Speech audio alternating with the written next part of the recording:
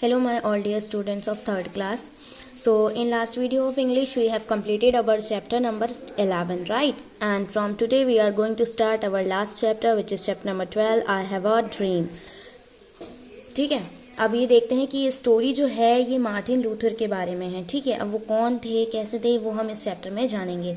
So let's begin. There are so many human being on this planet. We all look different. Our hair could be black, brown, blonde or red. Our skin could be dark or fair, but we are all equally human, aren't we? देखो क्या बोल रहा है कि हम सब इस दुनिया में रहने वाले, इस प्लैनेट पे रहने वाले ह्यूमन बींग है, इंसान है ना.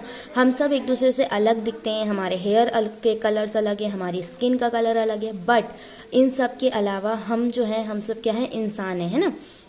This is a story about Martin Luther King. He was an American of African origin. People of African origin were sometimes called black in America because of their dark skin. This inspiring story tells us about Martin Luther King's peacefully fight for justice. Read on. क्या बोल रहे हैं, ये जो story है ये Martin Luther king के बारे में है. वो अमेरिकन थे जो कि अफ्रीका से रहने वाले थे. मीन्स वो अफ्रीका के बर्थ वहाँ उनका अफ्रीका में हुआ था, बट वो रहते अमेरिका में थे. तो जो अफ्रीका के जो लोग होते हैं उनका वहाँ पे ब्लैक बोला जाता था क्योंकि उनकी डार्क स्किन के कलर, उनके कलर के कारण, है ना. तो ये जो है ये एक इंस्पायरिंग स्टोरी है मार्टिन लूथर की, जिन्होंने बहुत शांति से इस चीज़ के खिलाफ मतलब लड़ा, बट ना कि वो लड़ाई झगड़े वाला. उन्होंने काफ़ी पीसफुली इस चीज़ से डील की. ठीक है, तो ये स्टोरी अब हम रीड करेंगे. मार्टिन लूथर चाइल्डहुड, उनके चाइल्डहुड के बारे में. Martin Luther King Jr was born in Atlanta Georgia on 15 January 1929. Martin Luther का बर्थ कब हुआ था? एटलांटा जॉर्ज में हुआ था और 15 जनवरी 1929 में. ठीक है. At home Martin was always taught to treat other people with respect and settle disagreements with love instead of hate. उन्हें बचपन से ही सिखाया गया था कि वो लोगों की इज्जत करें और जो भी प्रॉब्लम हो उसे वो प्यार से सॉल्व करें, ना कि हेट से. ठीक है. When Martin was very young, he noticed that some people did not treat others with respect. जब वो काफ़ी छोटे थे तब मार्टिन ने देखा कि काफ़ी ऐसे लोग हैं जो हर किसी को रिस्पेक्ट से, इज्जत से ट्रीट नहीं करते हैं. He saw that the black people were not treated with the same respect as the white people. उन्होंने देखा कि black people means जो जिनका रंग वहाँ कम था वो जो हैं वो इक्वली ट्रीट नहीं होते हैं जैसे white peoples को ट्रीट किया जाता है, जैसे गोरे लोगों को ट्रीट किया जाता है वैसे. ठीक है. Martins best friend was a little white boy. Martin के जो बेस्ट फ्रेंड थे वो थोड़े से गोरे थे. They played together every day. One day the little boy's mother told Martin that he should not play with her son. अब उनके जो बेस्ट फ्रेंड थे उनका रंग उनसे ज़्यादा था. ठीक है. अब वो दोनों जो थे वो डेली साथ में खेलते थे. एक दिन क्या हुआ, वो जो उनका बेस्ट फ्रेंड था उनकी मम्मी ने मार्टिन से बोला कि वो उनके बेटे के साथ ना खेलें. ठीक है. Martins mother explained that this was because he was black and his friend was a white boy. तो मार्टिन की मम्मी ने उन्हें समझाया कि वो ऐसा इसलिए कर रहे हैं क्योंकि मार्टिन जो है वो ब्लैक है और उनका जो फ्रेंड है वो वाइट है. His father's mother did not want her son his friend's mother did not want her son playing with a black boy. तो उनके फ्रेंड की जो मम्मी थी वो नहीं चाहती थी कि उनका बेटा वो जो है वो उनके साथ में खेले बिकॉज उनका कलर जो है वो ब्लैक है. Martin was very sad and did not understand why the colour of someone skin should make any differences. Martin को ये चीज़ बहुत बुरी लगी और उन्हें ये समझ में नहीं आया कि किसी के कलर से उनको क्यों मतलब जज किया जाता है ना, उनको क्यों डिफरेंट बताया जा रहा है दूसरे से. Martins mother held him on her lap and said, "You are as good as anyone." Martin never forget what his mother told him.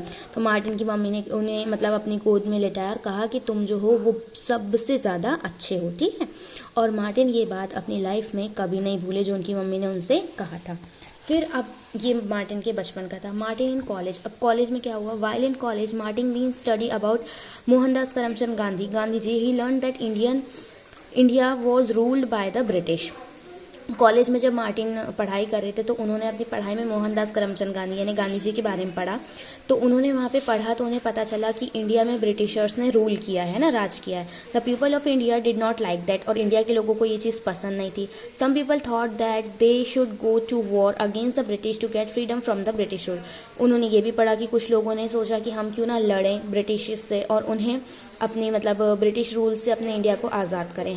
However Gandhi believe that India could be free without fighting physically. और गांधी जो थे वो ये believe करते थे, गांधी जी, कि हम बिना फिजिकली फाइट किए भी इंडिया को आज़ाद करा सकते हैं। He taught the people of India how freedom from the British could be got through non violence. और उन्होंने इंडिया के लोगों को ये बताया कि कैसे नॉन वायलेंस से, बिना लड़ाई झगड़े के भी इंडिया को हम फ्री करा सकते हैं। Martin Luther learned this from Gandhiji and began to teach the people of the United States how the blacks could change their situation peacefully. Martin Luther ने ये गांधी जी के बारे में पढ़े और फिर वहाँ के यूनाइटेड स्टेट के लोगों को ये बताने लगी वो कि कैसे जो ये मतलब रंग भेद है, मीन्स काले गोरे का जो वहाँ भेद है, उसे कैसे बिना लड़ाई झगड़े के पीसफुली हम मतलब लोगों की सोच से हटा सकते हैं। Martin Luther and his fight for justice. अब यहाँ आपको बताया जाएगा कि कैसे मार्टिन लूथर ने अपनी मतलब अपने इंसाफ के लिए लड़ा है ना, बिना लड़ाई झगड़े के। इन 1955 फिर Martin Luther and his fight for justice. In 1955 an incident on a city bus showed how this was possible. अब 1955 में एक इंसिडेंस हुआ सिटी बस में, अमेरिका की सिटी बस में एक इंसिडेंस हुआ और इससे फिर मतलब जो भी हुआ वो चीज़ पॉसिबल हुई। This incident took place in an American city called Montgomery on 1 दिसंबर 1955। ये इंसिडेंट अमेरिका की सिटी बस में हुआ, तो वहाँ की एक सिटी में हुआ जिसका नाम क्या है, मॉन्टगोमरी।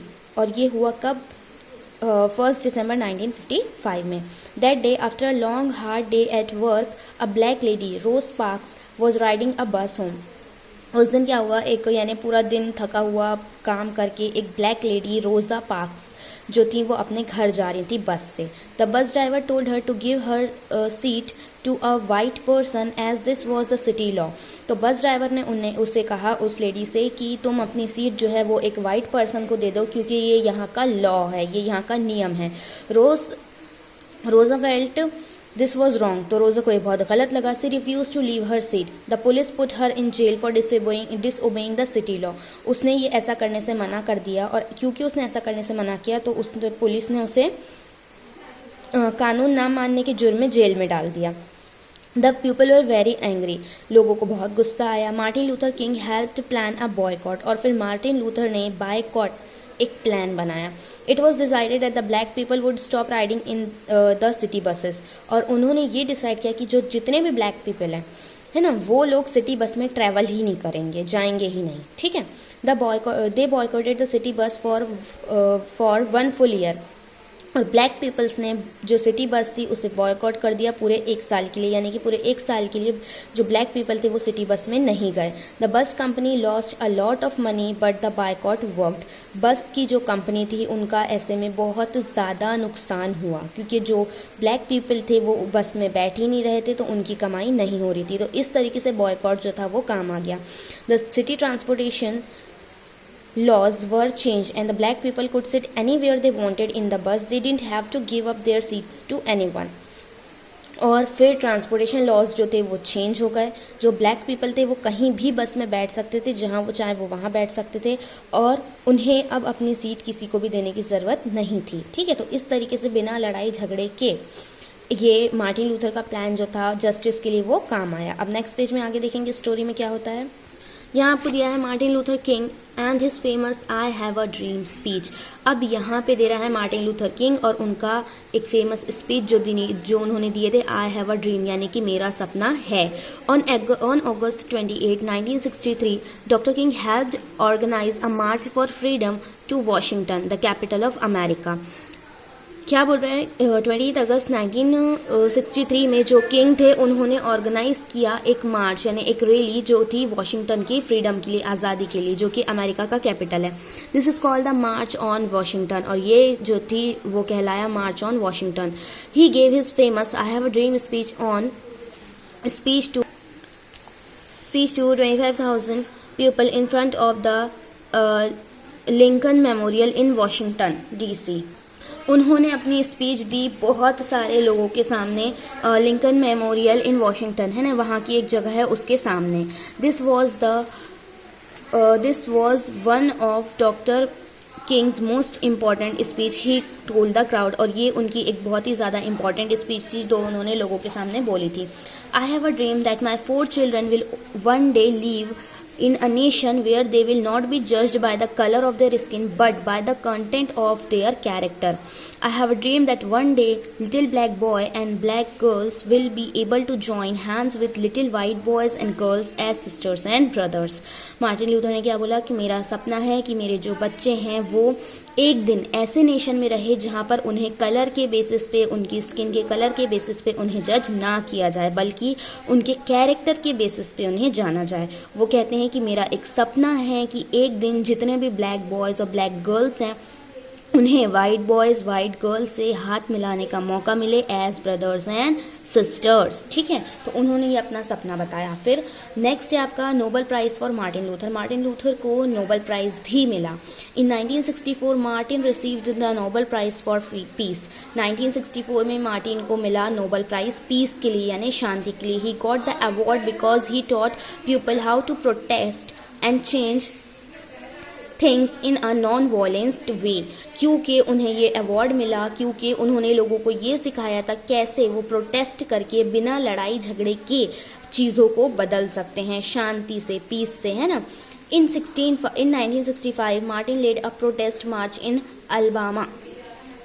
उसके बाद 1965 में उन्होंने फिर से एक प्रोटेस्ट चलाया अल्बामा में. He wanted to bring attention to the problem that the black Americans were facing. वो चाहते थे कि लोगों के सामने वो प्रॉब्लम्स आए जो ब्लैक अमेरिकन झेल रहे हैं, है ना. During the march some white people become violent. और उस मार्च के समय, उस रैली के समय काफ़ी लोग वाइट पीपल जो थे वो वायलेंट हो गए, यानी मारपीट करने लगे. But the marchers did not fight. But जो मार्चर्स थे या जो रैली में थे वो लोगों ने वापस से लड़ाई नहीं की.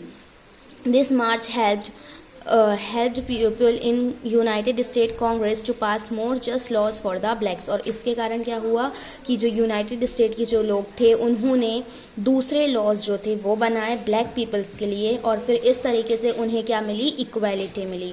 तो इसीलिए मार्टिन लूथर को प्राइज़ मिला क्योंकि उन्होंने बिना लड़ाई झगड़े के शांति से वहाँ अपने लिए, मतलब अपने इंसाफ के लिए लड़ा, वो भी बिना किसी मारपीट और बिना वॉयलेंस के, है ना. इसलिए उन्हें मिला था नोबेल प्राइज़ फॉर पीस. और ये थी हमारी स्टोरी जो थी मार्टिन लूथर किंग के बारे में.